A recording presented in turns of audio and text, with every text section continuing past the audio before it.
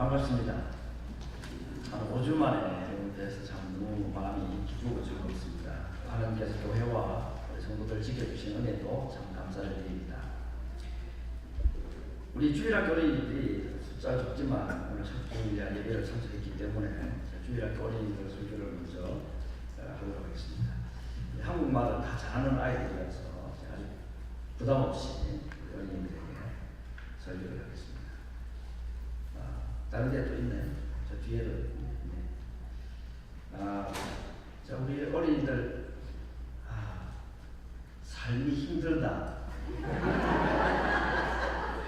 이런 생각을 해본 적이 있나요? 아니면, 이때는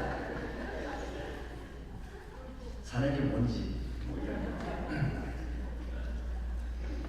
하나님께서 우리를 힘들게 하실까요? 자, 오늘 이 질문을 여러분이 하나님은 우리를 힘들게 할까? 그 답변은 제가 설교를 들으면서 여러분이 알 수 있도록 도와드리도록 하겠습니다. 하나님께서 우리의 삶을 때로는 힘들게 하실 때가 있습니다. 늘 대부분 그러진 않지만 어떤 그런 어려울 때가 있죠. 자, 우리 시연이에는 어떤 때가 참 살기 힘들어. 왜 이렇게 살기 힘들까? 아까 고개를 끄덕끄덕 했는데 뭐가 그렇게 힘들어요? 공부하는 게 힘들 수도 있고, 셀프 가고 싶은데 엄마가 못하게 하면 그것도 힘들고, 맛있는 아이스크림 먹고 싶은데 이가 상한다고 못 먹게 하는 그것도 힘들고, 뭐 삶에 힘든 일이 있을 수가 있지, 그렇지? 예린이는 뭐 때문에 힘들고, 왜 이렇게 어려워? 뭐가 그렇게 힘들고 어려운 때가 있을까요?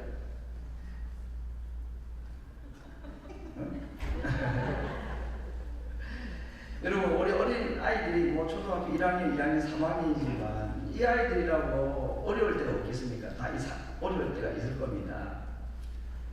근데 엄마 아빠가 우리를 괜히 힘들게 하지는 않을 거란 말이에요. 그죠?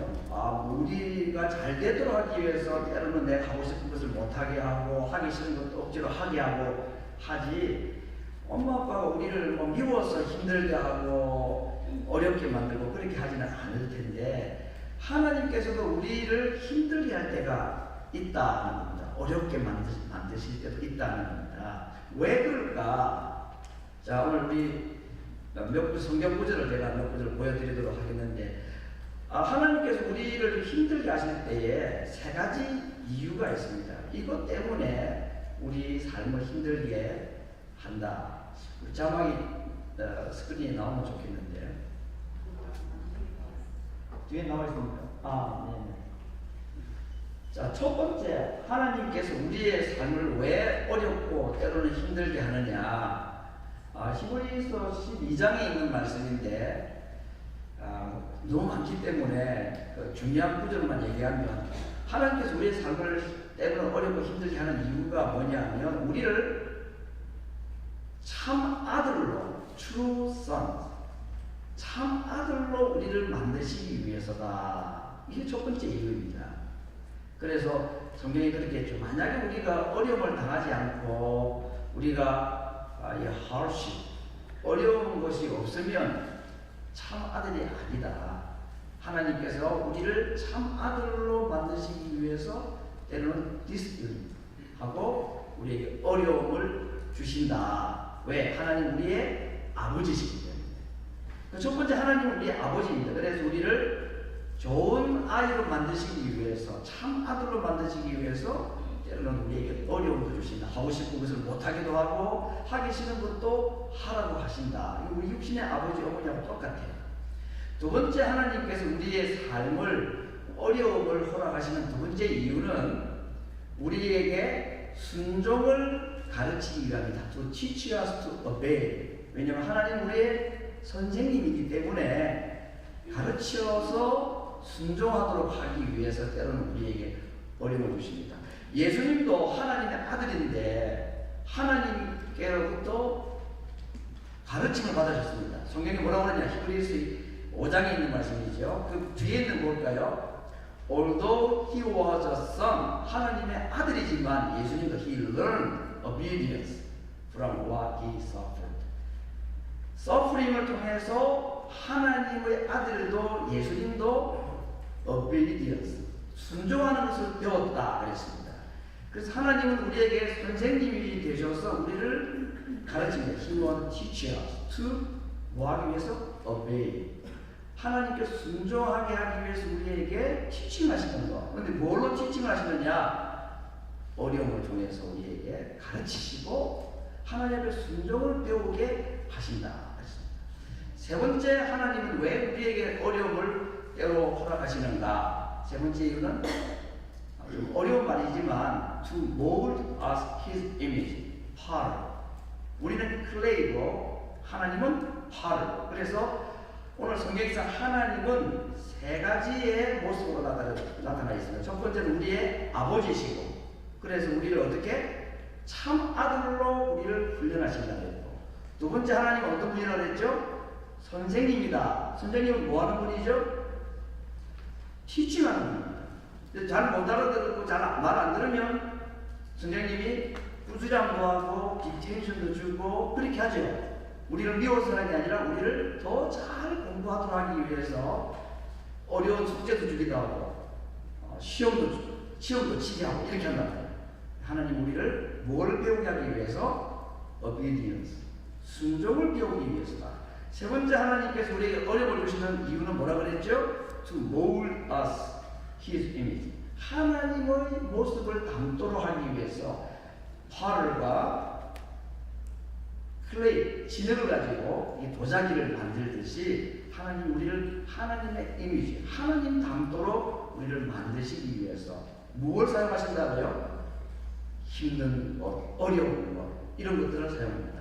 자, 그러면 결론으로 우리 벌써 4학년 어린이도 인생이 힘들 때가 있다고 했는데, 어려움이 있을 때에, 고통이 찾아올 때에, 이럴 때 우리가 어떻게 해야 될까? 하나님께서 우리 아버지시고 선생님이고 포기자님, 파워가 되셔서 우리를 다듬고 만들고 고치기를 원하셔서 그런 어려움을 주신다고 했는데, 그 어려움을 주실 때에 하나님은 왜 이렇게 어려움을 주십니까? 못 살겠어요. 내 인생이 왜 이럽니까? 이렇게 하나님께 원망하고 불평하고 컴플레인 하는 게 아니고 두 가지를 합니다. 첫 번째, 하나님께 기도합니다. Pray. 두 번째는 뭐 해야 될까요? 어려움을 만날 때 우리가 하나님께 해야 될 두 번째 반응은 Trust Him. Pray and trust Him. 예수님이 했던 것처럼. 예수님이 얼마나 힘들었을까요? 갑자기 십자가를 지는 고통을 당하는 게 얼마나 어려울까. 하나님의 아들인데 예수님도 고난을 당해서 십자가를 지시고 못 박히고 죄가 없는 분인데 이게 얼마나 어려운 일입니까? 그렇죠. 그런데 예수님 어떻게 했습니까? 하나님 원망하지 않았습니다. 하나님께 기도했습니다. 많은 눈물로 기도했다고 했고, 그리고 하나님을 믿었습니다. trust했습니다. 그래서 우리도 하나님께서 어려움을 주실 때에 when God makes us difficult, pray and trust Him as Jesus did. 예수님이 하신 것처럼 순종합니다. 그렇게 하면 He will make us beautiful in His time. 하나님께서 우리를 아름다운 모습으로 만드실 것입니다. 하나님 여러분을 사랑하십니다. 그래서 예수님을 십자가에 달려 죽게 하셔서 여러분을 하나님의 아들로, 하나님의 자녀로 만드셨습니다. 그러나 하나님 거기서 멈추지 않고 여러분을 더 아름다운 하나님의 아들로, 하나님 닮은 사람으로 만드시기 위해서 우리에게 때로는 어려움을 주시는 것입니다. 우리를 하나님 닮도록 하기 위해서. 어려움 당할 때에 기도하고 하나님을 trust할 때에 He will make us beautiful in His time. 오늘 주일날 어린이들 설교한 거 사실은 제가 우리 어른들께 드리는 설교 내용 그대로 요약을 한 것입니다. 조금 더 이제 좀 자세한 설명을 곁들여서 말씀을 좀 드리고자 합니다. 제가 버지니아에 있는 자그마한 도시에서 공부를 할 때였습니다. 그때 그 지역에 작은 마을인데 교인이 한 2,000명이 모이는 아주 큰 미국 교회 목사님 설교를 제가 들은 적이 있습니다. 물론 테이블을 통해서 들었는데 그 목사님의 이야기가 거기 처음 시작할 때 나옵니다. 이 목사님 아들이 폐렴이 걸려서 병원에서 수술을 하게 되었는데 피가 모자라서 수혈을 받고 피를 공급받고 에이즈 양성 반응이 나타나고 있습니다. 그 수혈이 그 에이즈 환자의 피가 수혈되기 때문이었습니다. 그래서 결국 그 아들은 죽었습니다. 정말 억울한 일입니다. 사람의 실수로. 그래서 이 목사님이 동성애자들을 얼마나 미워했는지 모릅니다. 너희들 때문에 내 아들이 죽었다고 이렇게 원망을 하고 그러다가 깨달은 것이 있었다고 했습니다. 자기 아들은 의사의 실수나 또는 헌혈한 사람의 실수로 죽었는데 정작 하나님은 자기 아들을 실수가 아니라 계획하고 또 계산된 방식으로 자기 아들 예수님을 죽게 해서 우리를 구원하셨다는 것을 그 아들의 죽음을 통해서 예수님의 죽음을 이 목사님이 더 깊이 깨달았습니다. 그래서 이 목사님이 이 깨달음을 가지고 설교를 하기 시작했는데 이분의 설교를 들은 많은 사람들이 예수님을 다시 영접하고 다시 신앙을 회복하는 역사들이 일어나고 그래서 그 교회가 계속 부흥하는 것을 보았는데 그 설교 제목을 제가 지금도 잊지 않습니다. My son, God's son. 나의 아들 그리고 하나님의 아들. 자기의 아들의 죽음을 통해서 하나님의 아들의 죽음을 이해하고 그래서 그 하나님의 사랑을 자기 아들의 죽음을 통해서 더 깊이 깨달았다는 내용의 설교였습니다. 여러분 제가 질문 하나 드리겠습니다. 어린이들에게 한 질문인데 하나님께서 우리의 삶을 힘들게 하십니까? 예, 하나님께서 우리의 삶을 때로는 힘들게 하실 때가 있습니다. 모세의 예를 한번 들어보겠습니다. 모세는 태어나자마자 정말 힘든 삶을 살았습니다. 왜냐하면 태어난 모든 남자아이들을 다 죽이라는 소위 유아학살령에 의해서 그는 태어나자마자 나일 향해 던져 죽임을 당해야 될 운명이 있는데 그의 부모가 100일을 집에서 숨겨 키우고 나중에는 갈대 상자에 담아서 그를 물 위에 보냈다가 바로의 공주의 손에 건짐을 받고 애굽의 왕자로 살게 된 아주 특이한 경험을 한 사람이었습니다. 그가 나중에 나이가 40이 들었을 때에 자기 유대인 줄 알았고 유대인 자기 백성이 애굽 사람들에게 고난당하는 것을 보고 애굽 군인을 쳐 죽인 것이 발각이 되어서 결국은 먼 미디안이라는 광야로 도망을 가게 되죠. 거기서 40년을 또 세월을 보냅니다. 그리고는 하나님께 다시 부름을 받고 애굽의 바로 왕에게 가서 이스라엘 백성들을 내어 보내라고 하나님이 명령했다는 소식을 전하라고 합니다. 자기는 여러 가지 이유 때문에 갈 수가 없다. 나는 말을 잘 못한다. 4번, 5번 못 간다고 변명을 했지만 나중에 하나님이 화를 내시면서 그를 가게 했을 때에 순종을 하고 바로에게 갑니다. 그래 가서 이제 그 바로 왕에게 하는 말이 오늘 5장 1절에 나오는데 그 후에 모세와 아론이 가서 바로에게 이르되 이스라엘 하나님 여호와의 말씀에 내 백성을 보내라. 그들이 광야에서 내 앞에 절기를 지킬 것이니라 하고 이야기를 합니다. 바로에게 가가지고 하나님이 내 백성을 내보내라고 말했다. 그렇게 이야기했습니다. 이 말을 들은 바로 어떻게 모세에게 반응을 합니까? 2절에 이렇게 말합니다. 바로가 가로되 여호와가 누구건데 내가 그 말을 듣고 이스라엘을 보내겠느냐? 나는 여호와를 알지 못하니 이스라엘도 보내지 아니하리라. 그 대답 이후에 더 무서운 명령을 합니다. 그리고 그 이스라엘 백성들에게 일을 시키는 이 감독관에게 다시 명령을 내리기를 이 백성들이 게을러 터졌다. 시간이 남아도는 모양이다. 지금까지 짚을 주어서 진흙으로 짚을 짓이겨가지고 벽돌을 만들려고 했는데 이제는 짚을 주지 말고 벽돌을 똑같은 수량을 매일 만들라고 명령을 하라 하고 더 무서운 명령을 내리게 됩니다. 그 백성들이 말이 안 되는 얘기죠. 짚을 줘도 분량을 채우기가 힘든 그 일인데 이제 짚을 스스로 구해가지고 진흙으로 벽돌을 만들라 그러니 도무지 감당할 수가 없어서 백성들이 바로 왕에게 직접 찾아갑니다. 왕이요, 이게 말이 되는 이야기입니까? 짚을 줘도 우리가 다 수량을 채우기 어려운데 스스로 짚을 구해가지고 이 벽돌을 만들라니요. 이건 완전히 왕의 백성인 우리들에게 수치이고 우리가 이렇게 고난당하는 건 왕에게도 좋지 못한 일 아닙니까? 하고 이렇게 자기 어려움들을 호소를 했습니다. 이 바로왕이 그 얘기를 듣고 너희가 그러니까 게을러 터졌다는 거 아니냐, 뭐 너희 하나님께 가서 제사를 드리겠다고 시간이 남으니까 그 얘기해. 그 제사 드릴 시간이 있거든. 지풀 구에다가 분량대로 채워야된다. 조금 더 양보를 하지 않습니다. 여러분, 이스라엘 백성들이 지풀 구해가지고 벽돌을 분량을 맞춘다는 것은 애당초 불가능한 일입니다. 그렇죠?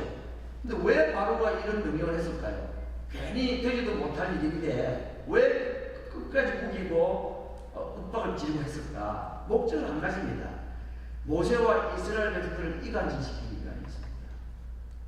정말로 이 바로의 계획은 정확하게 성공을 했습니다. 그래서 바로왕에게 텐제를 맞고 나오는 백성들이 마침 나오는 길에 모세와 아론을 만나게 되죠. 그래서 모세와 아론에게 말합니다.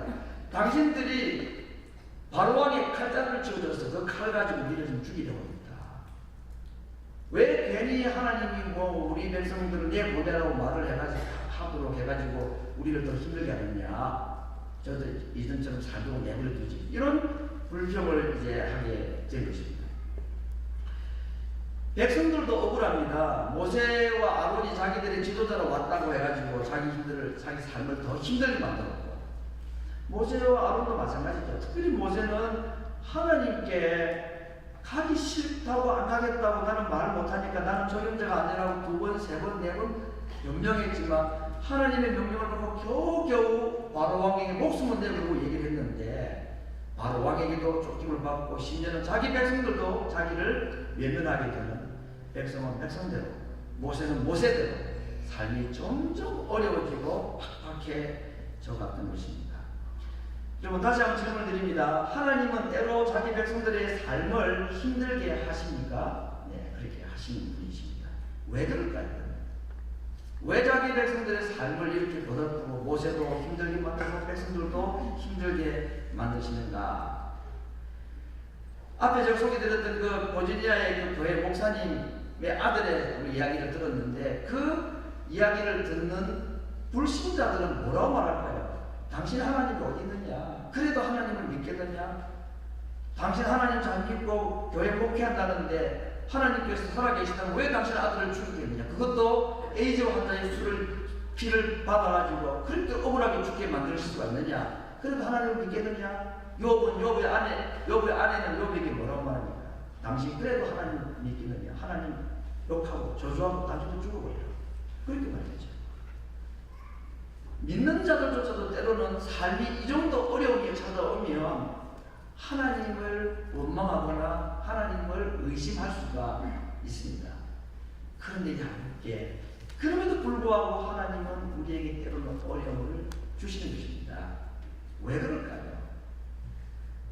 하나님이 누구신지를 바르게 알고 우리가 어떤 자인지를 바르게 깨닫게 하기 위해서 하나님은 때로는 우리에게 이 고통이라는 것을 통해서 가르치기를 원하십니다. 성경에서 오늘 저는 3가지의 모습으로 나타나는 하나님, 하나님이 어떤 분으로 나타나는, 고난 가운데 나타나는 하나님은 어떤 분인가? 첫 번째 하나님은 부모로 소개되고 있습니다. 오늘 우리가 함께 볼 말씀의 내용이 저기 있는데, 히브리서 12장 7절 8절의 말씀입니다. 하나님이 아들과 같이 너희를 대우하시나니 어찌 아비가 징계하지 않는 아들이 있으리요. 징계는 다 받는 것이거늘 너희에게 없으면 사생자여 참 아들이 아니니라. 여러분, 고통은 우리가 하나님을 참 아들 됨의 가장 강력한 증거 중에 하나입니다. 고통이 없고 징계가 없으면 참 아들이 아니라고 말했습니다. 자식이 잘못되는 걸 보고 가만히 있는 부모는 아무도 없습니다. 자기 아들의 잘못을 반드시 고치기 위해서 징계하시고 또는 채찍질하시는 하나님의 부모 되심의 모습이 오늘 본문에 기록이 되어 있습니다. 그래서 우리에게 때로는 고통이라는 것을 허락하십니다. 그러므로 우리가 예수님을 믿는 이 신앙생활 가운데 어려움을 당하거나 고난을 당할 때에 첫 번째 우리는 어떤 하나님을 기억해야 되는가? 아버지 되시는 하나님, 부모 되시는 하나님을 기억해야 합니다. 그래서 그 하나님이 이 고난을 통해서, 고통을 통해서 나를 지금 단련하시고 훈련하십니다. 무엇이 되기 위해서? 참 아들로 만드시기 위해서입니다. 참 아들도 있고 거짓 아들이 있느냐? 우리가 거짓 아들이라는 말이 아니라 하나님의 자녀로 우리가 명분을 가졌는데 정말로 하나님의 자녀다운 모습으로 우리를 만드시기 위해서 때로는 고통이라는 도구를 사용하신다는 겁니다. 하나 예를 들어 보겠습니다. 남의 집에서 키우는 애완견을 우리 집에 데려왔습니다. 그 개 이름을 벤지라고 이름을 붙여보겠습니다. 벤지가 우리 이 집에 이사를 오고 난 뒤에 이 벤지가 촐랑거리고 뛰어다닙니다. 그래서 온 아이들의 관심, 가족들의 관심이 이 애완견에게 다 집중이 되어 있습니다. 장난감 사주고, 또 머리 빗질도 해주고, 또 목욕도 시켜주고, 서로 이 강아지를 키워주고 막 합니다. 얼마 동안이나. 남편이 전화를 하면 맨 먼저 누구부터 찾을까요?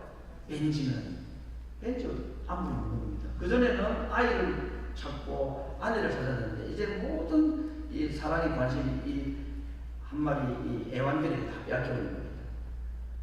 아빠도 두 아이도 다 이 벤지에게 관심이 있습니다. 근데 딱 한 사람은 관심이 없습니다. 누굽니까? 엄마죠. 왜냐하면 이 멍멍이가 하나 어느 날 들어오더니 온 집안을 쑥대밭으로 만들어버립니다. 소파고 마루에고 어디가 아무데나 시를 하고 응가를 해버리고, 그리고 대게 팽이칠을 해놨더니 거기에 가서 훌쩍거리다가 발로 밟아가지고 온 집안에 그냥 이 발자국 도장을 다 찍어놓고 온몸에 털을 굴려가지고 막 몸에 페인트를 묻히고, 이거 누가 다 처리하는 거예요? 엄마가 다 하는 거예요. 엄마는 이 벤지를 별로 좋아하지 않습니다. 결국은 어떻게 합니까? 우리 안에 가둬버립니다. 장난감도 주지 않습니다. 왜 그럴까요? 남의 집에 살다가 새로운 집에 들어왔는데 적응을 못해가지고 그런 겁니다. 그래서 그 집에 더 이상 말씀 키우지 않는 좋은 애완견이 되기 위해서는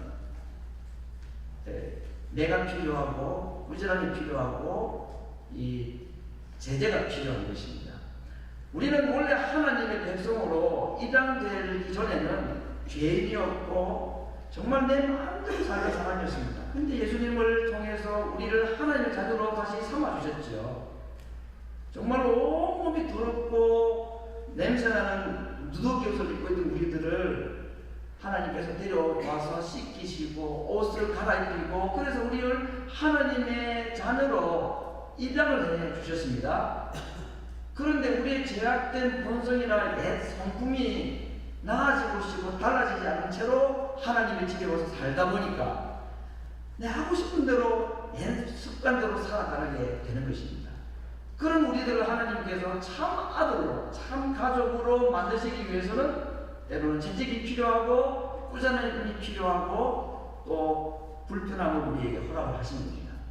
하나님은 우리의 부모이기 때문에 우리를 하나님의 자녀로 삼으시고 난 후에 더 하나님의 참 아들로, 그 가족의 일원으로 잘 자리 잡고 하나님의 자녀가 되게 하기 위해서 우리에게 이런 고통이라는 어려움들을 주시는 것입니다. 우리를 미워서가 아니라 쫓아내기 위해서가 아니라 참 아들로 우리를 만드시기 위해서. 두 번째, 하나님은 어떤 분이십니까? 성경에서 가르치는 자, 선생으로 소개하고 있습니다. 자, 초등학교 1학년 때가 산수 숙제를 하는데 더하기 빼기를 하는데 더하기는 쉬운데 빼기가 좀 어려웠던 것 같아요. 그래서 아무리 이 더하기 빼기 숙제를 해도 답이 안 나와요. 어머니에게 물었습니다. 답이 뭐냐? 어머니 답을 안 가르쳐줘요. 빨리 숙제를 끝내고 놀아야 되는데 답을 안 가르쳐주니까 어떡합니까? 계속해서 틀리고 그러니까 그때 어머니께서 봉지 안에 있는 금빵을 한 수십 개를 주셨습니다. 저한테. 그래가지고 이거 가지고 더하기 빼기를 해보라고 답을 맞춰버렸어요. 그래서 제가 열심히 그 금빵을 갖다 놓고 몇 개를 이쪽에 뒀다가 몇 개에서 몇 개를 빼면 얼마나 남는지를 해봤습니다. 근데 이제 금빵을 손으로 옮겼으면 건빵이 깨끗할 텐데 연필을 가지고 있어요. 몇 번 하다 보니까 이 건빵 위에 이 연필 자국들이 막 묻어있는. 마침내 제가 그걸 다 답을 맞췄습니다. 그 답을 다 맞추면 건빵을 다 먹을 수 있었기 때문에. 그래서 그 연필심이 묻어있는 그 건빵을 제가 참 먹었습니다. 제가 이래봬도 초등학교 1학년 때 눈물 젖은 빵을 먹은 사람이에요.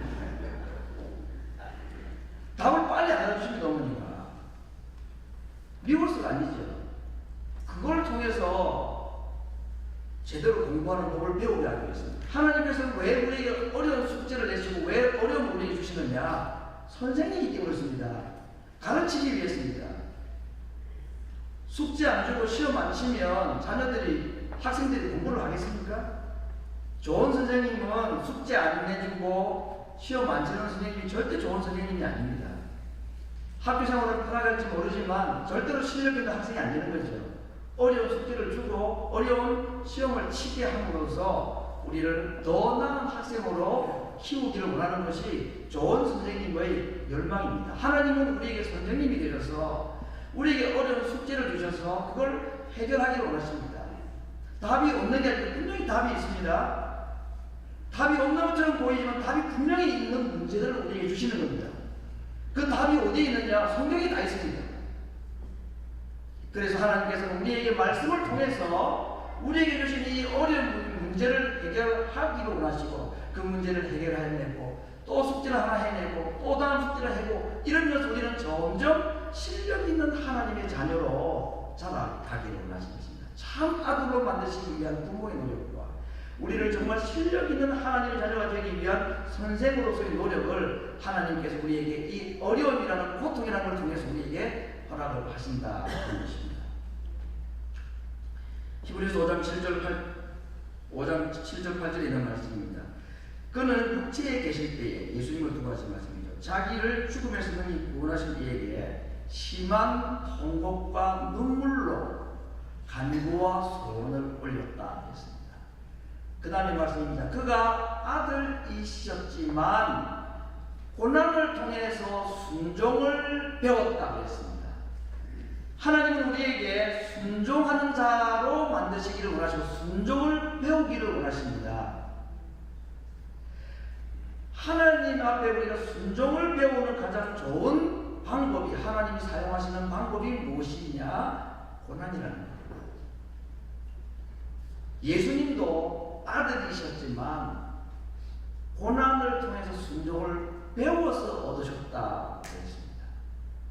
그러므로 고난일 때는 순종을 배우는 때입니다. 선생님께서 우리에게 시험 문제를 주셔서 이걸 통과해서 순종할 줄 아는 자로 하나님이 우리를 만드시기를 원하십니다. 하나님은 우리의 아버지이실 뿐만 아니라 우리의 스승이기도 하십니다. 배움이라는 고통이 없이는 훌륭한 하나님의 자녀가 될 수 없기 때문에 하나님은 그런 우리에게 이런 고난을 통해서 순종을 배우게 하신다. 마지막 세 번째, 성경은 하나님을 어떤 분으로 우리에게 소개하고 있는가? 토기장 또는 조각가로 소개하고 계십니다. 시편 100편 3절에 있는 말씀, 여호와가 우리 하나님이신 줄을 너희는 알지어다. 그 다음 말씀입니다. 그는 우리를 지으신 자시요 우리는 그의 것이다. 하나님은 우리를 만드시는 분이시고 우리를 빚으시고 창조하시는 분이시다. 우리를 조각하시고 토기장이가 마치 진흙을 가지고 토기를 만들듯이 하나님께서 우리를 하나님의 모습으로 형상으로 만들기를 원하셔서 때로는 우리에게 고난이라는 것을 주십니다. 딱딱한 나무나 딱딱한 돌들은 끌로 긁어내고 칼로 깎아내고 정으로 쪼아서 모난 부분을 갈라내고 긁어내어서 모양을 만들어내죠. 조각까지 그렇게 합니다. 하나님은 우리의 인생을 아름답게 조각하기를 원하십니다. 하나님은 우리를 향한 하나님의 계획을 가지고 계십니다. 정말 아름다운 계획을 가지고 계십니다. 그래서 우리를 하나님의 형상을 닮은 자로 빚어가기를 원하십니다. 그런데 이 일에 필요한 것이 고난이라는 칼이 필요하고 고통이라는 정이 필요한 것입니다. 그래서 우리를 하나님께서 가지고 계신 그 계획 가운데 완전한 작품을 하나 만드시기 위하여서 오늘도 고난의 끌과 고난의 칼을 통해서 우리를 다듬어 가시고 만들어 가시는 것입니다. 그렇기 때문에 하나님께서 나를 쪼으시고 깎아내실 때에 하나님 그쪽은 제발 깎지 마세요. 거기는 손대지 말아요. 거기는 그대로 괜찮은데 왜 자꾸 거기 손을 대십니까? 조각가이시고 설계가이신 하나님 앞에 내 인생을 이렇게 만들어 달라고, 나를 이렇게 해달라고 할 수 없습니다. 하나님이 설계자이시고 하나님이 직접 창조하시고 조각하시는 분이시기 때문에 그냥 우리는 진흙같이 부드럽게 우리의 삶을 하나님 손에 맡겨드리면 하나님께서 우리를 아름다운 모습으로 빚어 가시는 것입니다. 딱딱하면 딱딱할수록 하나님도 힘들고 우리도 힘들죠. 하나님께서 내게 주시는 모든 삶의 환경을 하나님의 손에 그냥 맡겨드립니다. 그리고 하나님께 하나님 저를 하나님의 손에 맡겨진 진흙처럼 저를 드립니다. 제 삶을 하나님의 손에 온전히 맡겨드립니다. 당신이 창조자이시고 당신이 조각가이시니 당신이 토기장이시니 당신의 모습대로 당신이 원하시는 모습대로 저를 빚으시고 깎으시고 만들어 주십시오. 깎이는 고통과 쪼이는 아픔이 있지만 그러나 이 고통의 시간이 지나고 나면 하나님의 때에 우리를 아름다운 하나님의 형상으로 창조하시고 우리를 만들어 가신다는 약속을 믿고 그 하나님 앞에 예수님 하셨던 것 같이 기도와 하나님을 믿는 신뢰함으로 우리의 삶을 맡겨드리는 것입니다. 사랑하는 성도 여러분, 죄에 빠져서 만신창이가 되었던 구제불능의 우리들을 하나님은 자신의 자녀로 삼아주셨습니다. 그것도 예수님의 피값을 지불하고 우리를 하나님의 자녀로 삼아주셨습니다. 그러나 하나님께서 우리를 다듬으시고 우리를 참 아들로 만드시는 일은 거기에서 끝나지 않았습니다. 우리의 명분은 하나님의 아들이지만 우리의 삶과 우리의 내면은 여전히 하나님의 아들과는 거리가 너무 먼 모습이기 때문에 우리를 하나님의 참 아들의 형상으로 만드시기 위하여 하나님 오늘도 우리에게 고난이라는 어려움을 허락을 하십니다. 또다시 우리를 만들기를 작정하시겠습니다. 아들 예수님을 십자가에 매어 달려 죽게 하시는 것도 하나님께 큰 고통이었지만 그렇게 해서 구원받은 우리들을 또다시 하나님의 자녀의 형상을 만들고 우리를 하나님 닮은 모습으로 만드시기 위한 하나님의 또 한 번의 아픈 손 대신이 있는 것입니다. 아들을 못 박아 죽이셨던 그 하나님께서 고통이라는 칼과 적을 가지고 또 우리에게 찾아오셔서 또 우리에게도 손질하시고 우리의 삶을 조각하기를 원하시는 것입니다. 그래서 언젠가는 하나님 보시기에 아름다운 모습으로 변화되기를 원하셔서 우리에게 이 고통의 기간을 허락을 하시는 것입니다. 아마 이 감정을 여러분이 몇 번 들어본 분이 계시겠습니다만 이번에도 이분을 만났기 때문에 다시 한번 소개를 할까 합니다. 제가 공군에 청주에 있는 공군 부대에 있을 때에 군인교회 목회를 할 때였는데 그때 교회에 처음 나온 여성도가 있었습니다. 근데 이 분의 8살 난 딸이 참 예쁘게 잘 자라고 있었는데 백혈병으로 고난을 당하게 되었습니다. 근데 그 집에 뜻하지 않게 생긴 막내 셋째 아이가 태어났는데 이 한 살도 채 되지 않은 이 아이 막내 동생과 이 큰딸 지혜의 그 골수가 같다는 것을 병원에서 알게 되고 이 아이가 어느 정도 자랄 때까지 한 살에 채 되기 전에 이 아이의 골수를 떼어서 누나에게 이식을 해 주었습니다. 수술이 아주 성공적으로 잘 끝이 났습니다. 그런데 3일 뒤에 연락이 왔습니다. 딸이 죽었다고 연락이 왔습니다. 백혈병은 고쳐졌는데 그 수술 이후에 면역이 급속도로 떨어지면서 몸이 저항을 견디지 못해서 결국 아이는 백혈병이 아닌 면역의 결핍으로 인해서 세상을 떠나게 되었습니다. 저는 그날을 지금도 잊지 않습니다. 그날은 1999년 5월 5일 어린이날이었습니다. 이 8살 난 지혜는 8번째 어린이날 선물을 천국을 선물로 받았습니다. 이 아이는 정말 예배드리는 걸 좋아했고 병절에서 천국 오기 전까지 이 아이는 천국을 그림을 그리고 천국의 천사들이 날아다니는 장면을 그림을 그린 것을 제가 그 병실에서 보고 왔습니다. 참 얼마나 가슴 아픈 이야기입니까? 8살 때 딸을 먼저 보낸 이 어머니, 신앙도 아직 제대로 들지 않은 이 부모님들께 우리가 위로할 게 없었습니다. 무슨 말로 위로한들 위로가 되겠습니까? 근데 그 이후에 이 두 부부가 신앙이 들기 시작했습니다. 남편은 교회도 제대로 안 나왔는데 그때부터 다시 교회를 나오기 시작하고 교회 군인교회에서 얼마나 열심히 봉사를 했는지 이번에 가서 만났는데 이 지혜의 아버지는 목사님이 되셨습니다. 그것도 정말로 능력 있는 기도 많이 하고 성령의 은사를 충만히 받아가지고 병원을 고치고 귀신을 쫓아내고 하는 특수한 사역을 하는 사역자로 오늘 이번에 우리 가서 다시 만나게 되었습니다. 더 이상 딸아이의 죽음이 이들에게 더 고통이 아니었습니다. 정말 8살 난 딸을 먼저 이 땅에서 떠나보낸 이 부모의 고통은 우리가 경험하지 않은 사람은 아무도 알 수 없지만 하나님께서는 그들을 향한 또 다른 계획이 있었던 것입니다. 그래서 또 다른 많은 고통 중에 있는 자들을 치료하고 치유하는 훌륭한 사역자들로 딸을 데려가신 하나님께서 그 두 부부를 정말로 멋있는 하나님의 사역자로 만드신 모습을 보았습니다. 사랑하는 성도 여러분, 하나님이 우리의 삶을 힘들게 하실 때에 이해할 수 없는 고통이 찾아올 때에 이 사실을 기억하시기 바랍니다. 첫째, 내가 사생자가 아니라 하나님의 참 아들이라는 사실을 믿으시기를 바랍니다.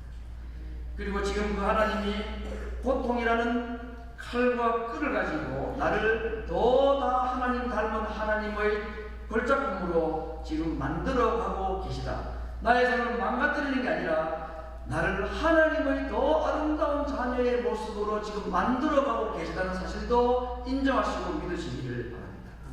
한 가지 더, 이 땅에 인간으로 오셔서 친히 우리가 당할 모든 고통을 겪으시고 죽기까지 순종을 경험하시고 배우셨던 우리 주님께서 이해할 수 없는 고난, 고통 가운데 있는 우리들에게 원더풀 카운슬러, 위대한 상담가로 우리 옆에 오셔서 이 문제를 어떻게 해결할 것인가, 이 고통 가운데 내가 어떻게 해야 합니까 할 때에 그 주님이 이미 오늘 통해서 하나님의 뜻을 알고 순종을 배우신 우리 주님께서, 우리 예수님께서 우리에게 그때는 어떻게 해야 되는지, 그때는 어떻게 하는 것이 바른 방법인지 고난당하고 있는 우리들에게 친절하게 오셔서 가르쳐 주시고 우리의 갈 길을 인도하실 것입니다.